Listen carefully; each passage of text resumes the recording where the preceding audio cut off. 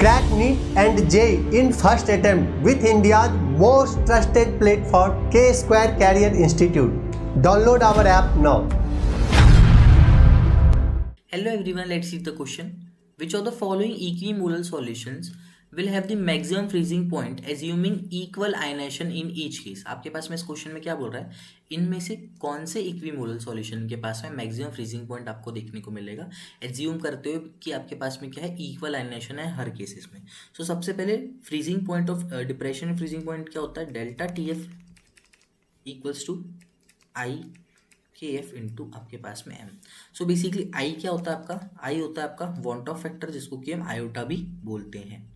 ठीक है, want of factor जिसका आई मिनिमम होगा या फिर आई स्मॉलेस्ट होगा, उसके पास में क्या होगा, मैक्सिमम आपको फ्रीजिंग पॉइंट देखने को मिल जाएगा.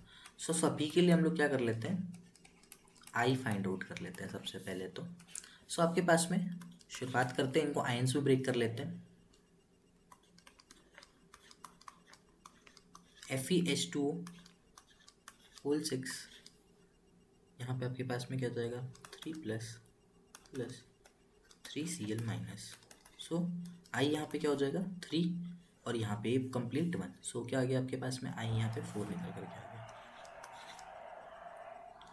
देन अगर हम लोग सेकेंड की बात करें तो सेकेंड में आपके पास में क्या हो जाएगा, FeH2O 5Cl 2 plus 2Cl minus, ये क्या हो जाएगा आपके पास में, आई निकल करके आ जाएगा 3.